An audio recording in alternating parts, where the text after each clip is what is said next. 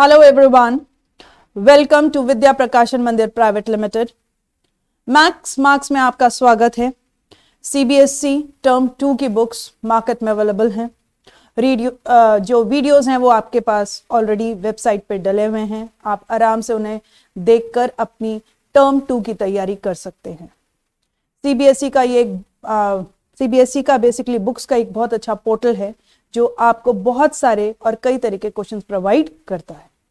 इसी के साथ अकाउंटेंसी में हम आगे बढ़ते हैं और आप देख सकते हैं बोर्ड पर कि यहाँ पे लिखा हुआ है chapter 2 reconstitution of the partnership firm retirement and death of a partner. बच्चों, आगे बढ़ने से पहले मैं आपको थोड़ी सी चीजें जो हमने एडमिशन में की है उसे रिवाइज करवाना चाहती हूँ। ठीक है, आपको याद होगा कि जब हम एडमिशन की बात कर रहे थे तो हमने देखा कि एक न्यू पार्टनर एडमिट होता है ऑर्गेनाइजेशन में, और जो न्यू पार्टनर है उसे हम कई चीजें प्रोवाइड करते हैं, लेकिन वो भी क्या लाता है, वो फर्म में क्या लाता है, वो लाता है कैपिटल और गुडविल। एग्रीड। और हमने 3 तरह के अकाउंट्स बनाए थे, अगर आपको याद हो। एक हमने बनाया था रीवैल्यूएशन अकाउंट, जिसमें हमने एसेट्स और लायबिलिटी को रीवैल्यू किया था। सेकेंड हमने बनाया था पार्टनर्स कैपिटल अकाउंट, जो हमारे 2 तरह के थे, अगर आपको याद हो। एक था कैपिटल नेचर का और एक था फ्लक्चुएशन वाला। ठीक है। और तीसरा हम जो मेन इंपॉर्टेंट चीज बनाते हैं वो है बैलेंस शीट। तो इन तीनों के बारे में तो आपको पहले से ही बहुत कुछ पता है, और इसी चीज के साथ हम आगे बढ़ते हैं और देखते हैं हमारी नेक्स्ट स्लाइड क्या कहती है। देखिए, आज हम जो बात करेंगे वो बात करेंगे कि जो हमारा पार्टनर है, जो एग्जिस्टिंग पार्टनर है, वो जा रहा है। ठीक है, वो रिटायरमेंट ले सकता है या कुछ अनहोनी हो जाए तो डेथ हो जाए तब भी उसको जाना होता है। तो अब जब डेथ हो जाती है या रिटायर होता है पार्टनर, उसके बाद फर्म कैसे काम करती है, या पार्टनरशिप डीड में कौन कौन से क्लॉजेस होते हैं जो फर्म को फॉलो करने होते हैं, या पार्टनरशिप एक्ट में क्या क्या चीजें होती है। तो ये सारी चीजें आज आप देख सकते हैं। ये एक बेसिकली रोड मैप है जो हमें अपने reconstitution of the partnership firm on the basis of retirement and death की तरफ इशारा कर रहा है। ठीक है, आप देख सकते हैं जब भी कोई पार्टनर जा रहा है तो उसे हम क्या क्या चीजें देते हैं। आप सबको पता है कैपिटल वो लगाता है, कैपिटल लेके जाएगा, लेकिन कैपिटल के अलावा क्या क्या चीजें देते हैं वो हम देखते हैं। सबसे पहले आप देखेंगे कि गुडविल देते हैं। ठीक है, जब पार्टनर आता है, न्यू पार्टनर आता है तो गुडविल लाता है। तो जब पार्टनर जा रहा है तो क्या लेके जाएगा? ऑब्वियस सी बात है, वो गुडविल लेके जाएगा। ठीक है, फिर अगर डिसीज्ड का मतलब होता है जो एक्सपायर हो जाता है, अगर डिसीज्ड पार्टनर हो गया तो जितना प्रॉफिट अर्न है, ठीक है, तो बेशक बिल्कुल सही बात है कि जिस दिन तक वो था बिजनेस फर्म में, जिस दिन तक वो काम कर रहा था, उस दिन तक का उसका प्रॉफिट का शेयर फर्म उसे देगी। ठीक है, तो डिसीज्ड पार्टनर का जो प्रॉफिट है वो फर्म अब उसे देती है।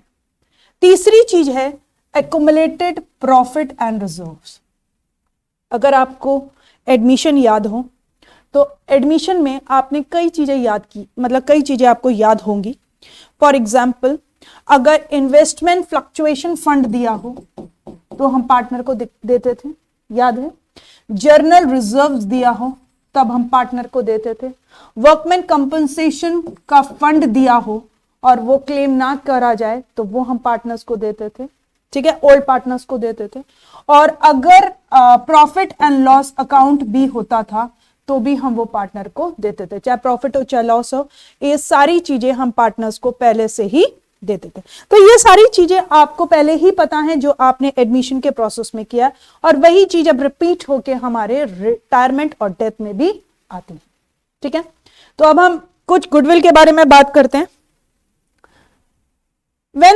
when appears in the books written off in the old ratio, अगर बुक्स में पहले से ही गुडविल है दी हुई, ठीक है, मैं दोबारा बोलती हूं, अगर पहले से ही बुक्स में गुडविल दी हुई है तो याद रखिएगा, जैसे हम एडमिशन के टाइम पे करते थे, सेम काम हमको आज रिटायरमेंट और डेथ में भी करना है कि वो गुडविल हम क्या करेंगे? राइट ऑफ कर देंगे। Hope I am clear. ठीक। Second, when does not appear credit to retiring partner capital account and debited to the continuing partner's account in the gaining ratio. देखिए, एक बात हमने कही कि अगर गुडविल दे हुई है तो आप उसे ओल्ड रेशियो में, ओल्ड पार्टनर्स के बीच में डिस्ट्रीब्यूट कर देंगे।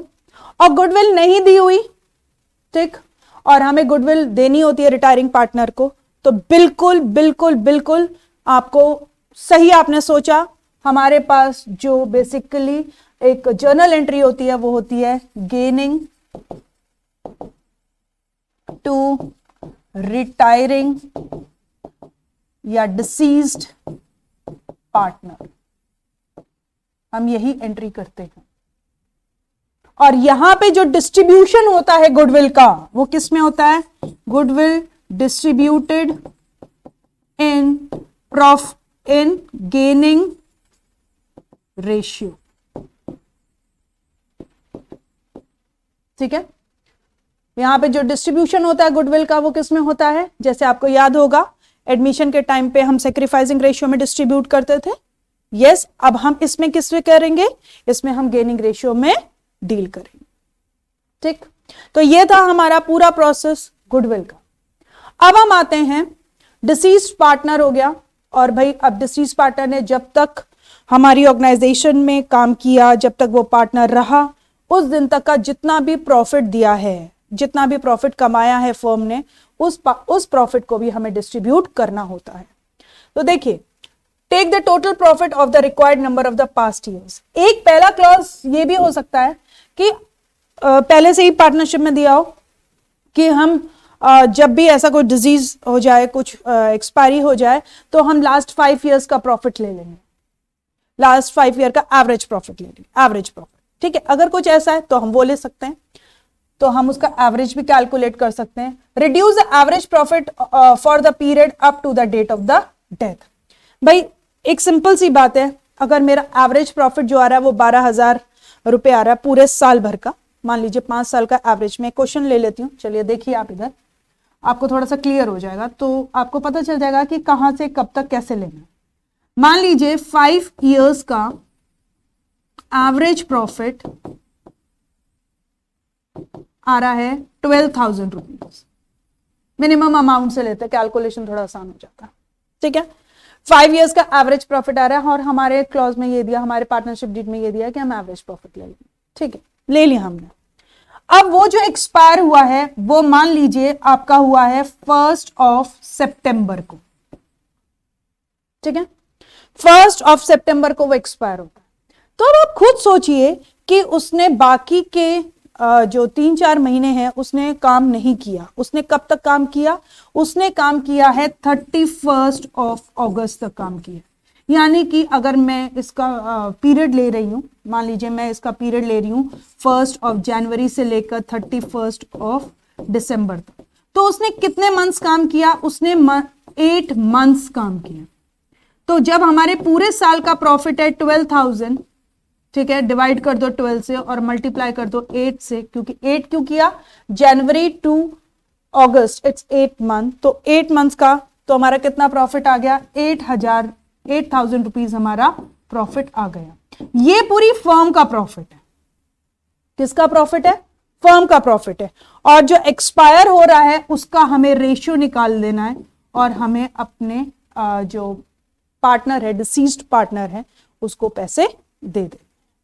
तो आपको यहां पर इस चीज का ध्यान रखना पड़ेगा कि प्रॉफिट शेयरिंग रेशियो जो होता है डिसीज्ड पार्टनर का, वो हमें उसे देना पड़ता है। तो आप ऐसे कैलकुलेट कर लेंगे, पहले पूरे साल भर का निकालेंगे, फिर उसमें कितने मंथ्स काम किया, डेज में भी निकाल सकते हैं आप, मंथ्स में भी निकाल सकते हैं, जैसे जिसने काम किया होता है आप उसके हिसाब से उसको कैलकुलेट करके दे देते हैं, और जो उसका प्रॉफिट शेयरिंग रेशियो होता है वो हम उसको दे देते हैं, फर्म उसको दे देती है, ठीक है।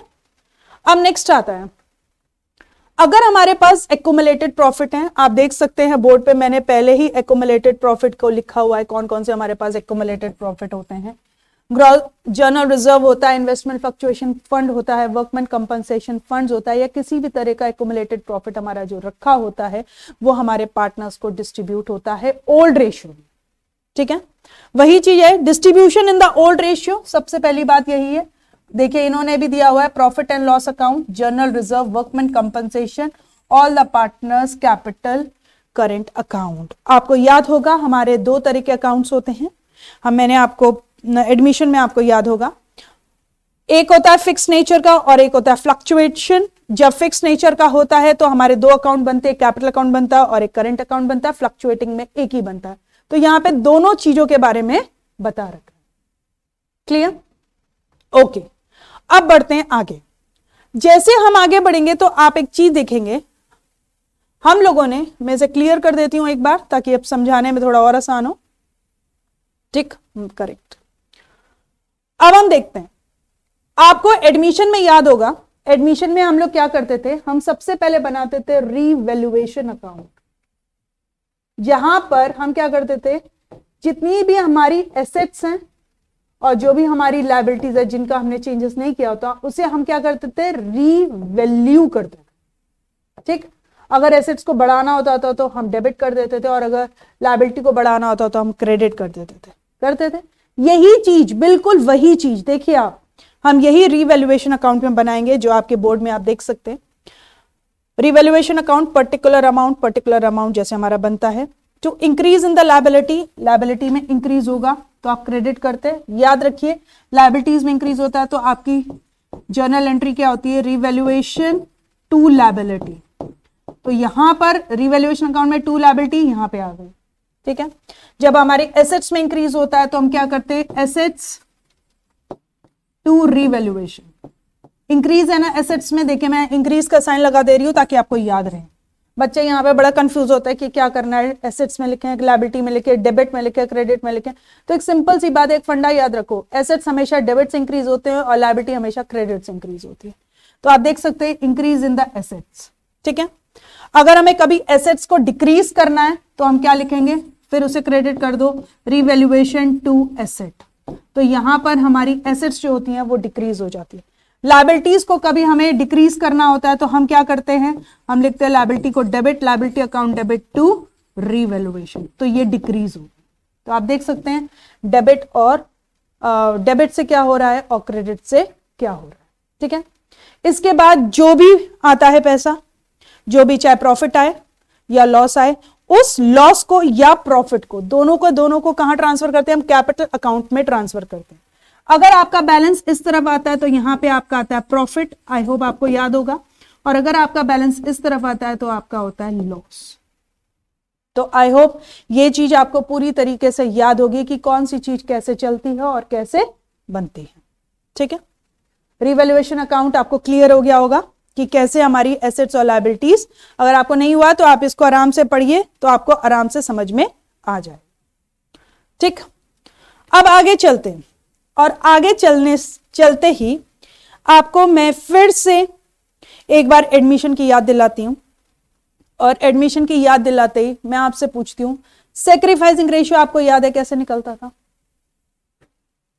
हाँ बताइए। बिल्कुल, सैक्रिफाइसिंग निकलता था old ratio yes minus new ratio. तो जब भी old ratio minus new ratio होता है तो वो क्या हो जाता है, सैक्रिफाइसिंग रेशियो हो जाता है। ऐसे ही अब जब पार्टनर रिटायर हो रहा है या डिसीज हो गया, ठीक है, एक्सपायर हो गया, तो वहां पर हमें क्या होगा, जो रिमेनिंग पार्टनर है उन्हें गेन होता है। तो यहां पर अब हम क्या निकालेंगे, अब हम निकालेंगे गेनिंग रेशियो। ठीक है, तो आपको मैं बता दूं गेनिंग रेशियो कैसे निकलेगा।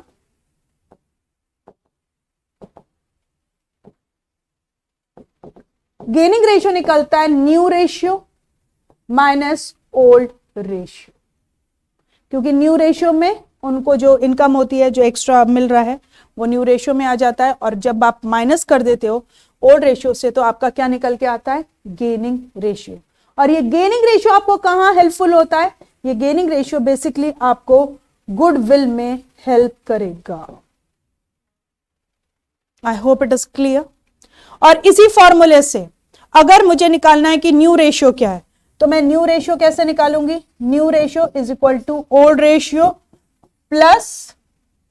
प्लस गेनिंग रेशियो, तो हमारा क्या निकल आएगा, न्यू रेशियो। ठीक है, ये तो आपको पहले से ही पता होगा, आप लोग एडमिशन में ही कर चुके हैं इस चीज को। तो आई होप ये रोड मैप आपको क्लियर हो गया होगा। और आपको ये बात समझ में आ गई होगी कि जैसे हमने एडमिशन में किया था बिल्कुल वैसा ही हमारा प्रोसेस है आगे रिटायरमेंट और डेथ में। और अब हम इसी के साथ आगे बढ़ते हैं नेक्स्ट टॉपिक।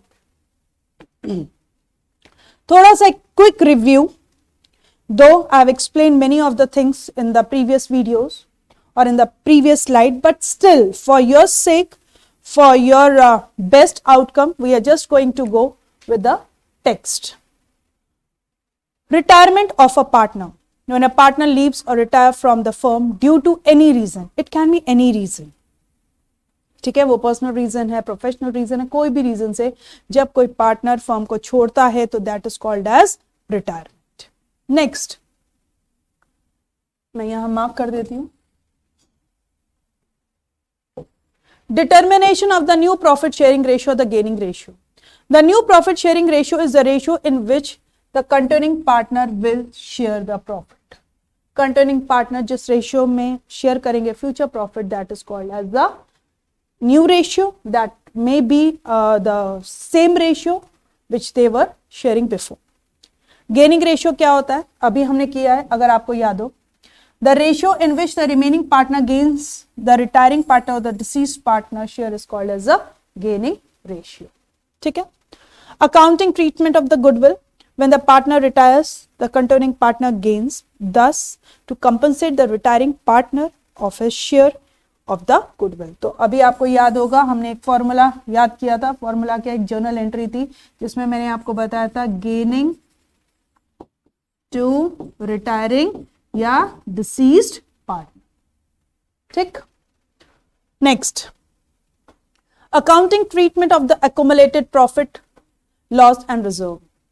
जब भी एक्युमुलेटेड प्रॉफिट और रिजर्व्स हमें देने होते हैं तो मैं आपको दोबारा बता दूं, इसमें एक आपको फॉर्मूला याद रखना होगा कि हमें पार्टनर्स के कैपिटल अकाउंट में वो देने होते हैं और पार्टनर्स के कैपिटल अकाउंट को हम क्या करते हैं, क्रेडिट करते हैं। ठीक है, तो मैं यहीं पे एक छोटी सी बात लिख देती हूं, जर्नल रिजर्व या वर्कमैन कंपनसेशन फंड या investment fluctuation fund to partners capital account किस रेशियो में, ओल्ड रेशियो में।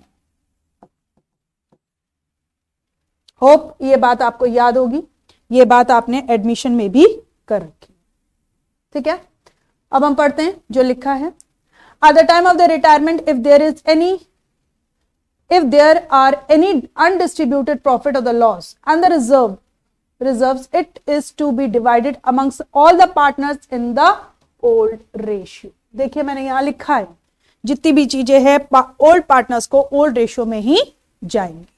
ठीक है, सेटलमेंट ऑफ द अमाउंट, अब नेक्स्ट टॉपिक है settlement of the amount due to the retiring partner. अब देखिए रिटायरिंग पार्टनर जा रहा है तो वो उसका जितना भी शेयर है वो बेसिकली लेके ही जाएगा, कोई छोड़ के तो जाएगा नहीं। अब वो कैसे लेके जाएगा, that is a point to be noted. हो सकता है वो पूरा पैसा कैश मांग रहा हो सकता है कि हम रिटायरिंग पार्टनर का पैसा अपने ही बिजनेस में एज अ लोन के फॉर्म में रखें। ठीक है, ऐसा भी हो सकता है कि जो रिटायरिंग पार्टनर है हम उसे 50% कैश पे कर दें और 50% का बिल रिसीवेबल दे दें, कुछ भी हो सकता है। तो आप किसी भी फॉर्म में रिटायरिंग पार्टनर को पे कर सकते हो। It depends on the firm, it depends on the situation of the firm, it depends on the remaining partner that how they are going to pay, and it also depends on the retiring or the deceased partner nominee. Hope it is clear. ठीक है, देखते हैं यहां पे क्या लिखा है। Settlement of the amount due to the retiring partner, the final amount to the retiring partner may be paid immediately or transferred to the loan account. तो ये बात आपको याद रखनी है।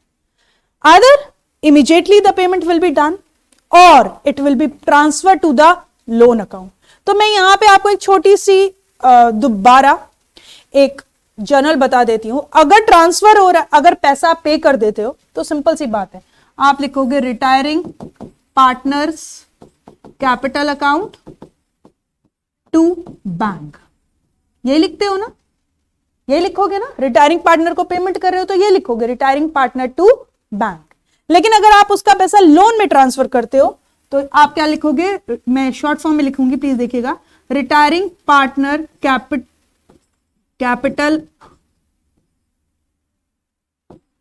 कैपिटल अकाउंट टू लोन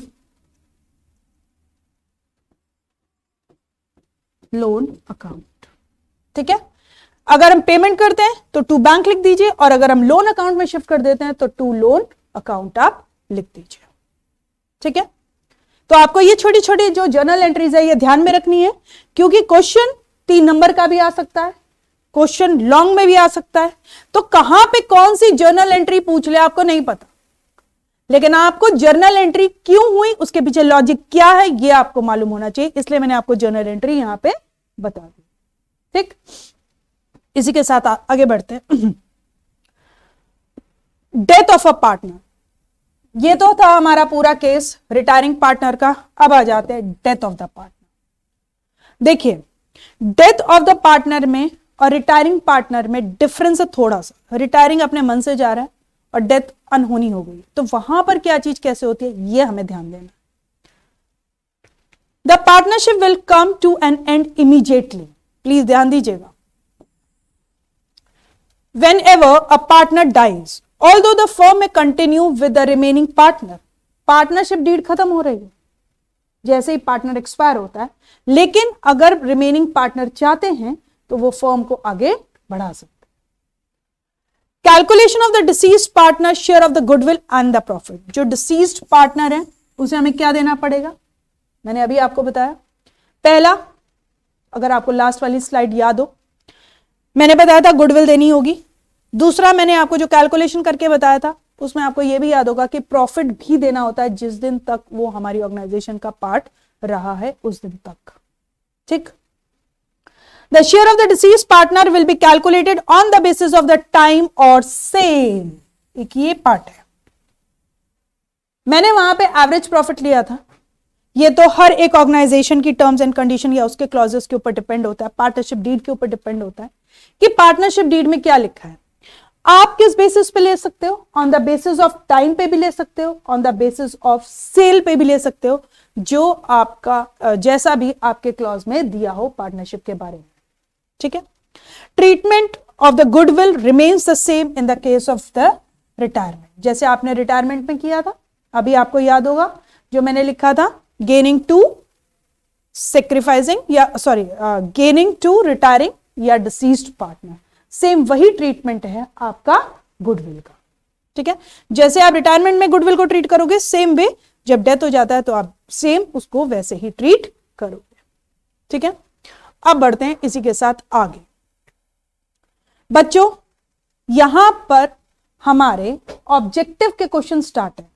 ठीक है, देखिए अभी जैसे ओमिक्रॉन के बढ़ते केसेस हैं, आपको ये भी पता है कि ओमिक्रॉन का कुछ पता नहीं कितना फैलेगा, बोर्ड का कैसे होगा ये भी हमें नहीं पता, लेकिन हमें हर चीज के लिए प्रिपेयर रहना। तो इसीलिए मैक्स मार्क्स जो सीबीएसई के लिए बना है, इन्होंने आपको ऑब्जेक्टिव क्वेश्चंस भी प्रोवाइड किए हैं जो आप बोर्ड पे देख सकते हैं। ऐसे बहुत सारे अच्छे क्वेश्चंस आपको इनकी बुक में मिलेंगे। ठीक है, चलिए क्वेश्चन देखते हैं, और हम हर तरह के क्वेश्चन के लिए तैयार रहते हैं, चाहे वो ऑब्जेक्टिव हो, चाहे वो शॉर्ट हो या वो लॉन्ग हो। क्वेश्चन देखिए, PQR were the partners sharing a profit and the loss in the ratio of 15:9:8। तो यानी कि जो ये PQR है ये किस में शेयर करते हैं, 15:9:8 में। On 1 April 2019 or die, same treatment है, आर रिटायर भी हो सकता था और आर डाई भी हो गया तो भी वो सेम ट्रीटमेंट होगा। यहां पे PNQ decided to share profit of the new firm equally. अब इन्होंने क्या डिसाइड किया कि P और Q जो है वो प्रॉफिट ऑफ द फर्म, जो फ्यूचर प्रॉफिट है वो कैसे शेयर करेंगे, इक्वली शेयर करेंगे। अब आपको क्या निकालना है, ध्यान से समझिएगा, क्वेश्चन में क्या दिया है, there gaining ratio will be. तो अब आपको यह बात बिल्कुल अच्छे से याद हो गई होगी, मैं थोड़ा सा लिख के आपको याद करवा देती हूं। गेनिंग रेशियो क्या था, बोलिए, new ratio minus old ratio, यही था। ठीक है, अब P is to Q is to R, इनका ओल्ड रेशियो क्या था? 15:9:8।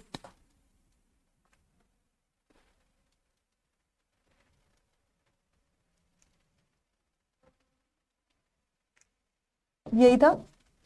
ठीक है, 15:9:8। ये आप बोर्ड पे देख सकते हैं, ये इनका ओल्ड रेशियो। और न्यू रेशियो क्या बोल रहे हैं? अब जा कौन रहा है, पहले तो आप वो मार्क कर लीजिए, जाने वाला कौन है? R। ठीक है, और इन्होंने बोला जो न्यू रेशियो है वो P और Q के बीच में कितना होगा? 1:1। क्यों मैंने लिखा 1:1? क्योंकि उन्होंने क्या बोला है? इक्वल रेशियो शेयर करेंगे।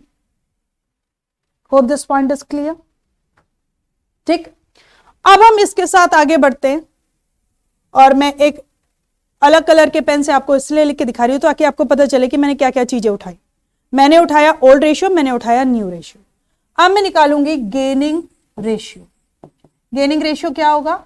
New ratio minus old ratio. ठीक है, पीस गेनिंग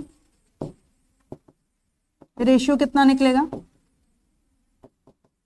न्यू रेशियो कितना है? 1/2 माइनस 15 अपॉन, देखिए 15 प्लस 9 24, 24 प्लस 8 32, तो upon 32। Hope this point is clear to everyone. Yes, और ऐसे ही हम निकालेंगे Q's gaining ratio equals to 1/2 minus 9 क्योंकि डिसीज्ड पार्टनर कौन है? ये है, तो इसको हमें नहीं कंसीडर करना, 9/32। अब हम इसका निकालेंगे 32। ठीक है, मैंने दोनों का इकट्ठे निकाल रही हूं ताकि इजी हो जाए। And this is 16 minus 15 equals to 1/32, and this is 16 minus 9. Yes, I hope this is clear. That will be 7/32. I hope आपको मेरी कैलकुलेशन समझ में आ गई होगी। आप देख सकते हैं P ने गेन कैसे किया? 1/2 माइनस 15/32। ठीक है, Q ने कैसे गेन किया? जो न्यू रेशियो उसमें से ओल्ड रेशियो माइनस किया। तो अब जो रेशियो निकल के आया वो क्या निकला? कितना निकला? 1:7। That is the correct answer. The correct answer is D. That is 1:7. Please अपनी कॉपी और पेंसिल्स के साथ तैयार रहिए। ये छोटे छोटे क्वेश्चंस हैं जो आपको ऑब्जेक्टिव में भी मिल सकते हैं, और अगर नहीं भी मिले ऑब्जेक्टिव में तो ये बात याद रखिए कि आपको लॉन्ग क्वेश्चंस में तो निकालना ही निकालना है, तो आपको इसे प्रैक्टिस करनी ही होगी। होप आपको ये बात क्लियर हो गई। इसमें आप पूरा पॉइंट देख सकते हैं, मैंने एक एक पॉइंट क्लियर करके लिखा है और आपको यह भी दिखा दिया कि इसका आंसर कैसे यहां पर आ रहा। ठीक है, चलिए इसी के साथ हम बढ़ते हैं नेक्स्ट क्वेश्चन पे, और जो हमारा नेक्स्ट क्वेश्चन है वो अब स्क्रीन पे आ गया। Assertion, reasoning. ठीक है, असर्शन के क्वेश्चंस, ये बात याद रखिएगा, अब असर्शन आपकी कुंडली में बैठ चुका है और आपको हर टाइम पे ऐसे क्वेश्चंस मिलेंगे, तो इसके लिए भी तैयार रहिए। हम पढ़ते हैं असर्शन का question. Read the following statement, assertion A and reason R, choose one of the correct alternative given below. Both assertion A and reason R are true and reason R is correct explanation of A. पहला point में। Second में, B में, मतलब both assertion and reason are true but reason R is not the correct explanation of assertion A. ठीक। C, assertion A is false but reason R is true, and D, assertion A is true but reason R is false. तो ये 4 points हैं जिनके basis पे हमें question करना है। Question देखते हैं। ठीक है, assertion A, the profit and the loss on revaluation will be transferred to partner's capital account, including the retiring partner in the old sharing ratio.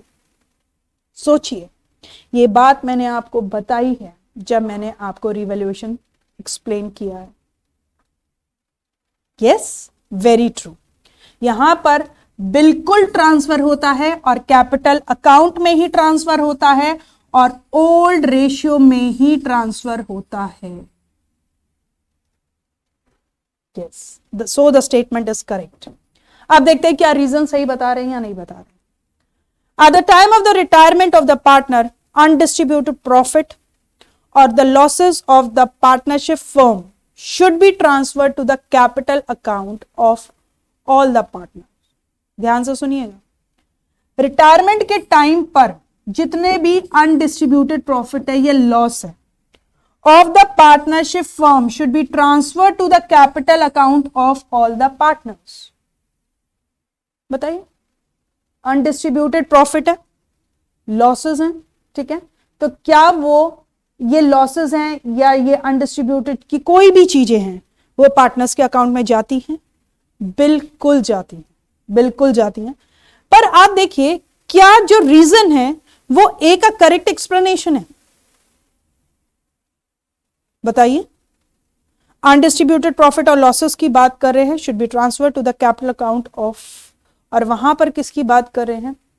वहां पर हमारा जो मेन बात कर रहे हैं वो कर रहे हैं profit and loss of revaluation का. तो आपको क्या सही लग रहा है? Undistributed profit and losses of the partner should be transfer to the capital account of all the partner. Agree तो हम करते हैं भाई, दोनों ही स्टेटमेंट सही हैं. पर ऊपर तो सिर्फ बात हो रही थी रिवैल्यूएशन की, और नीचे क्या बात हो रही है? अनडिस्ट्रीब्यूटेड प्रॉफिट और लॉसेस की. यस, तो हम यहां पर कौन सा स्टेटमेंट मानेंगे? दोनों ही सही है, ये भी सही है, ये भी सही है, पर यहां बात हो रही है रिवैल्यूएशन की, यहां पे अनडिस्ट्रीब्यूटेड प्रॉफिट की बात हो रही है, फिर ये भी हो रही है कि transfer to the capital account of all the partners. हाँ जी, करेक्ट. तो आपने बिल्कुल सही समझा. Both A and R correct statement, true, but R is not the correct explanation of A. क्यों करेक्ट एक्सप्लेनेशन नहीं है, पहले मुझे ये बताएं. बिल्कुल सही, करेक्ट एक्सप्लेनेशन इसलिए नहीं है क्योंकि यहां पे तो रिवैल्यू की बात करी और हम मान रहे हैं कि जो भी चीजें वो partner, retiring partner old ratio में जाता है, लेकिन यहां पे तो अनडिस्ट्रीब्यूटेड प्रॉफिट की बात हो रही है. तो the answer will be the B1. Hope it is clear. ठीक, इसी के साथ हम आगे बढ़ते हैं एक और ऐसे ही अच्छे क्वेश्चन के साथ. ये भी हमारा असर्शन का क्वेश्चन है, रीजनिंग का क्वेश्चन है, और यहां पर भी वही 4 चीजें हैं. अब मैं उन 4 चीजों को रिपीट नहीं करूंगी, आपको पहले से ही पता है ये 4 पॉइंट्स हैं यहां पे दिए. ठीक है, हम डायरेक्टली क्वेश्चन पे आते हैं. There is only need of finding the gaining ratio in the case of the retiring or the death of the partner. यहां पर बात करें कि सिर्फ और सिर्फ हमें क्या निकालना पड़ता है? गेनिंग रेशियो निकालना पड़ता है. निकालना तो पड़ता है. अब गेनिंग रेशियो के बारे में बोल रहे. The gaining ratio is used by the remaining partner to compensate the share of the outgoing और द डिसीज्ड पार्टनर. कह रहे जो गेनिंग रेशियो है वो यूज होता है रिमेनिंग पार्टनर को कंपनसेट करने के लिए जो आउटगोइंग और डिसीज्ड पार्टनर है. यस और नो? बिल्कुल, बिल्कुल सही है भाई. हमें गेनिंग रेशियो ही तो चाहिए होता है, बाकी तो सारी चीजें हम ओल्ड रेशियो में ही निकालते हैं. यस, तो this statement is true, even this statement is true, क्योंकि गेनिंग रेशियो को हम गेनिंग रेशियो हम क्यों निकालते हैं? ताकि हम कंपनसेट कर सके. याद करिए, मैंने अभी आपको एक एंट्री बताई थी, गेनिंग टू रिटायरिंग या डिसीज्ड पार्टनर बताई थी ना. तो बिल्कुल यही चीज है, यही चीज है. This statement is also correct, even this statement is also correct. Yes, and they are only talking, the gaining ratio के बारे में ही बात हो रही है, तो यानी कि रीजन इज ऑल्सो करेक्ट. तो बिल्कुल आपका पहला वाला पॉइंट होगा इसमें, ए is true, R is true and R is correct explanation of A. Hope ये बात आपको समझ में आ गई होगी. कैसे और हम कैसे assertions को करते हैं। assertions को करना थोड़ा डिफिकल्ट इसलिए रहता है अगर हमें पूरे उसके बारे में या उसके क्लॉजेस के बारे में ना पता हो। तो मैं आपसे यही बात बोलूंगी कि आप assertions तभी करिए जब आपको पूरे टर्म्स और कंडीशंस मालूम, ठीक है। इसी के साथ हम आगे बढ़ते हैं नेक्स्ट टॉपिक पर। ये आ गया हमारा एक क्वेश्चन, और इस क्वेश्चन को प्लीज जरा ध्यान से पढ़िएगा क्योंकि अब हम न्यूमेरिकल क्वेश्चंस करने वाले हैं, और आप देख सकते हैं ये ओपन एंडेड क्वेश्चन है, ठीक है। आप जब मैक्स मार्क की बुक को लेंगे तो आप उसमें ये क्वेश्चन देखेंगे, और आपको उस क्वेश्चन, देखिए मैं दिखा देती हूं आपको, ये है आपकी मैक्स मार्क की बुक, ठीक है, सीबीएसई की। और इस बुक में आपको पेज नंबर आपका क्या है ये मैं आपको बता देती हूं, उस पे भी आपको ये क्वेश्चन मिलेगा। पेज नंबर है 111, ठीक है, 111 पे आपको ये क्वेश्चन मिलेगा। और ये क्वेश्चन से ही अब हमें कैसे अपने क्वेश्चंस को सॉल्व करना है यहां पे सीखने वाले हैं, ठीक। In a partnership firm Omax limited, Om, Jay and Jagdish, 3 partner हैं, Om, Jay, Jagdish are the partners sharing a profit and the loss in the ratio of 4:9, 1/3 and 2/9। बच्चों, ऐसी चीजें बोर्ड्स कोई ना कोई लूपहोल छोड़ता है जरूर। बोर्ड हमेशा कोशिश ये करता है कि हमें कैसे अपने बच्चों के दिमाग को और शार्प करना है। तो याद रखिएगा, कभी भी आपको ऐसे डिवीजन मिले प्रॉफिट का तो उसका जो डिनोमिनेटर है उसे इक्वेट कर दीजिए। ये आप मैथ्स में जानते होंगे, लेकिन कई बार बच्चे भूल जाते हैं, इसीलिए यहां पर हम उसको ये बातें समझाते हैं, ठीक है। ऑन 1 अप्रैल 2018 जय रिटायर्स। कौन रिटायर हो रहा है? जय। जय कौन है? बीच वाला, ठीक है। From the firm on the date of the जय's retirement his capital after making all the adjustment and the reserves and profit in the revaluation account stand 5,56,800। देखिएगा ध्यान से भाई, जय का सारी चीजें, कौन कौन सी चीजें? कैपिटल की एडजस्टमेंट हो गई, रिजर्व्स और प्रॉफिट की एडजस्टमेंट हो गई, इन सारी चीजों की एडजस्टमेंट हो गई, और उसका कैपिटल का अमाउंट कितना निकला? 5,56,800 उसका अमाउंट निकला। Om and Jagdish agrees to pay 6 lakh. भाई निकला कितना? It is 5,56,800। पर जगदीश को ज्यादा पैसा, ओम और जगदीश जय को ज्यादा पैसा क्यों दे रहे हैं? किस चीज का पैसा होगा? सोचिए, दिमाग लगाइए, सोचिए क्यों दे रहे हैं भाई? रिजर्व का, कैपिटल का, और आपको मैंने फिर से बता दे रही हूं, रिजर्व का प्रॉफिट था, इन दोनों को मिलाकर उसका अमाउंट हुआ 5,56,800। पर अब हम उसे फाइनल सेटलमेंट किस पे कर रहे हैं? 6 लाख रुपीज में।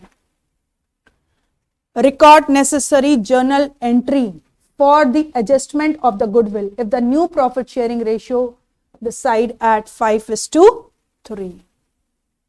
ये पूरा क्वेश्चन बहुत ध्यान से समझिएगा। पहला, ओल्ड रेशियो, यहां पर आपको डिनोमिनेटर इक्वेट करना है। दूसरा, कैपिटल और प्रॉफिट, रिजर्व्स, इन सब के एडजस्टमेंट के बाद उसका पैसा निकला 5,56,800। उसको दिया जा रहा है 6 लाख रुपए, और जो न्यू प्रॉफिट शेयरिंग रेशियो है वो 5:3 है। सोचिए, दिमाग लगाइए, और मुझे सोच के बताइए कि ये पैसा क्यों दिया जा रहा है, ठीक है। जब तक आप सोचते हैं तब तक मैं क्वेश्चन अपना लिख लेती हूं, ठीक है। यहां पर ओम, जय और जगदीश, ठीक है। ये जो रेशियो था, मैं बुक हाथ में लेती हूं क्योंकि मुझे बुक की बहुत जरूरत होगी, और क्योंकि यहां पे एक ब्लैंक स्लाइड है। 4/9 is to 1/3 is to 2/9, ठीक है। मैंने आपको क्या बोला? डिनोमिनेटर इक्वेट कर दीजिए। जब हम डिनोमिनेटर इक्वेट करेंगे तो हम क्या करेंगे? 4/9 is to 1/3 इंटू 3 ऊपर और 3 नीचे is to 2/9। ये 9 करना है ना, ये थोड़ा जल्दी चल जाता है मुझसे।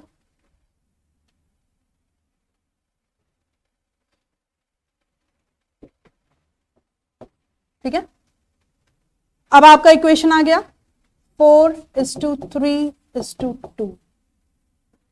हमारा रिटायर होने वाला बंदा कौन है? जय। तो जय इज गोइंग टू रिटायर। ये जो है मेरा, ये क्या मैंने लिखा है, ये है मेरा ओल्ड रेशियो। यस, अब मैं यूज करूंगी न्यू रेशियो को। न्यू रेशियो मेरा कितना है? I hope it is 5:3। Yes, new ratio is 5:3। Yes, old ratio ये है, न्यू रेशियो ये है। और अब हम डिस्कस करेंगे पूरा क्वेश्चन कि हमें इस क्वेश्चन को करना कैसे है। ठीक, ब्लू पेन से हम सबसे पहले इसमें देखेंगे कि फाइनल सेटलमेंट कितना हुआ। फाइनल सेटलमेंट होता है मेरा 6 लाख रुपीज। ठीक है, ये थोड़ा मैं वर्किंग नोट के लिए जगह छोड़ दे रही हूं, इधर मैं वर्किंग नोट बना दूंगी ताकि मैं आपको समझा भी सकूं। कोई चीज जरूरत होगी क्योंकि गेनिंग रेशियो निकालना होगा यहां पे। ठीक है, फाइनल सेटलमेंट हुआ 6 लाख रुपीज में, और जो कैपिटल का पैसा था या प्लस उसके रिजर्व्स थे, उसमें जो मेरा आ रहा था वो आ रहा था 5,56,800। तो यानी कि जब मैं माइनस करती हूं तो मेरा कितना बैठता है? 43,200 रुपीज जो एक्स्ट्रा पे किया है बच्चों, वो एक गुडविल पे की होगी, क्योंकि रिजर्व ऑफ कैपिटल, देखिए मैंने फिर से लिखा हुआ है रिजर्व ऑफ कैपिटल दिया है। तो ये जो आपका ये जो पार्ट आया आपका, ये क्या है? Hidden goodwill. ठीक है, तो ये जो आपने एक्स्ट्रा पे किया, ये आपने किस में पे किया होगा? हिडन गुडविल में आपने पे किया। Hope I am clear. ठीक है, अब इस हिडन गुडविल को देने के लिए हमें क्या चाहिए होगा? बताइए क्या चाहिए होगा? बिल्कुल सही, हमें चाहिए होगा गेनिंग रेशियो। तो अब हम यहां निकालेंगे कि गेनिंग रेशियो क्या होता है? New ratio minus old ratio. ठीक है, सबसे पहले हम ओम का निकालेंगे। ओम गेनिंग इक्वल्स टू 5/8 माइनस 4/9। ठीक है, यहां पर आता है 72। 45 माइनस 32 इक्वल्स टू 13/72। ये ओम्स का गेनिंग आ गया। फिर अब मुझे जगदीश का गेनिंग निकालना है। ठीक है, जगदीश का गेनिंग निकालना है, ये मैं करूंगी 3/8 माइनस 2/9।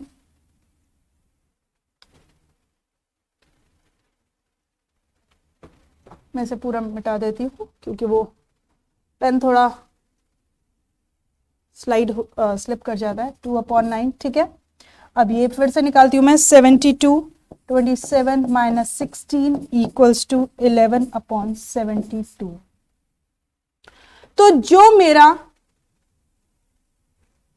ये निकल रहा है 11/72।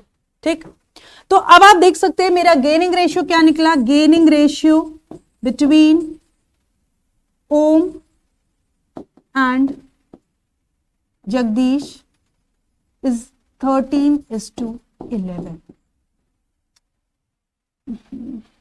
मेरे को 11। ठीक है, 13:11, यानी कि अब ये जो 43,200 रुपीज हैं, इसे मुझे किस में डालना है?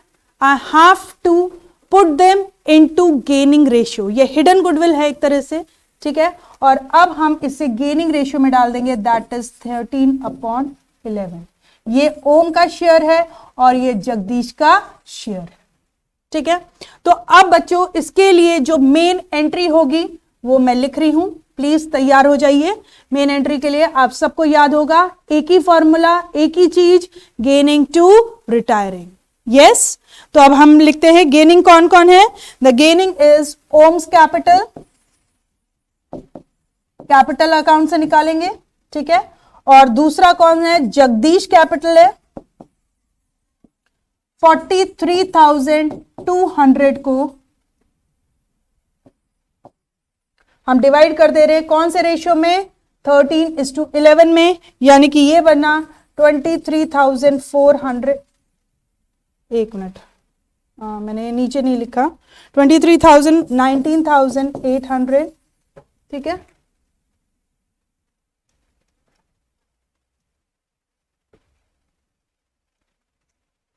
टू जैज कैपिटल, ठीक है, 43,200। यस बच्चे, ये एक छोटा सा क्वेश्चन था जिसमें आपको ये बात समझनी थी कि हमें क्यों उसको ज्यादा दिया गया। हमें ये बात देखनी थी कि अगर उसको पैसा रिजर्व, देखिए मैंने यहां पे लिखा है, प्लीज चेक करिएगा, कैपिटल और रिजर्व का जो टोटल पैसा था वो था 5,56,800, पर उसको दिए जा रहे थे 6 लाख रुपीज। तो ऑटोमेटिकली आपको याद होगा कि हम गुडविल भी देते हैं। तो ये जो पूरा क्वेश्चन है ये आपका क्या हुआ, ये आपकी जर्नल एंट्री, और आपको एक जर्नल एंट्री पास करनी है और यहां पे लिखना पड़ेगा being goodwill divided into 13:11 gaining ratio. Hope आपको ये बात अब क्लियर हो गई होगी, समझ में आ गया होगा कि अगर कभी भी ट्विस्ट एंड टर्न दिया होते हैं क्वेश्चन पे, तो हमें उस ट्विस्ट एंड टर्न को कैसे अपनी समझदारी से सॉल्व करना है। तो ये 3 नंबर का क्वेश्चन हो सकता है बच्चों। 3 नंबर का कैसे, सबसे देखिए मैं बोर्ड की थोड़ा सा आपको मार्किंग स्कीम भी कभी कभी समझा देती हूं मैं बच्चों को, ताकि हमारे बच्चों को थोड़ी सी श्योरिटी रहे कि कैसे कैसे नंबर डिस्ट्रीब्यूट होते हैं, ठीक है।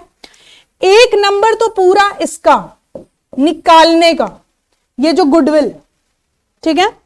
1 नंबर फिर हमारा यहां पे डिवाइड हो जाता है किसका, गेनिंग रेशियो का निकालने का, और फिर 1 नंबर जो बनता है वो निकलता है इस पर्टिकुलर एंट्री का।